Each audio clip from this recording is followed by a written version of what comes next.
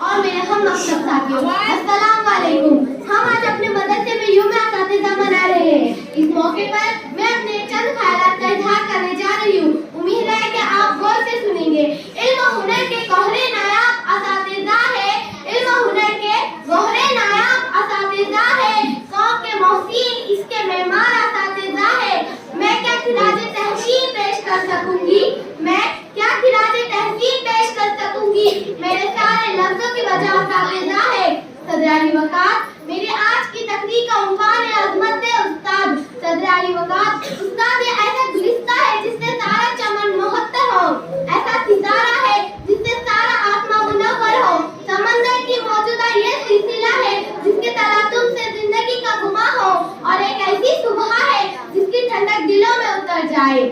معلم وہ لفظ ہے جس کے دامن میں انگنت مشعلیں روشن ہے، جس کا آنچل مستقبل کے جگنوں سے بھرا ہوا ہے۔ اگر ہم اس لفظ کے پرتوں کو کھولیں تو شاید پتہ کرنے میں عمر بیت جائے۔ استاد کی مثال اس سیڑھی کی مانوس ہے جو خود تو اپنی جگہ پر رہتی ہے مگر دوسروں کو بلند سے بلند مقام عطا کرتی ہے۔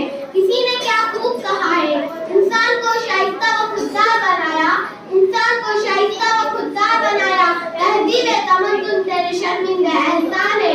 صدر علی وقار، اللہ تعالیٰ نے اس دنیا میں سب سے محترم اور مقدس پیشہ استاد کا رکھا۔ اس نے اپنے محبوب محمد صلی اللہ علیہ وسلم کو معلم بنا کر بھیجا۔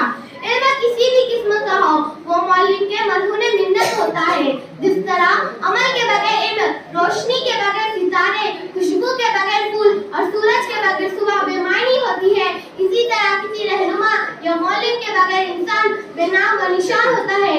یہ استاد ہی تو ہوتے ہیں جو معمار قوم کہلاتے ہیں۔ تو آخری میں صرف یہی کہوں گی، استاد تیری عظمت کو سلام، استاد تیری عظمت کو سلام۔ تو نہ ہوتا تو یہ دنیا ہوتی بے نام، تو نہ ہوتا تو یہ دنیا ہوتی بے نام۔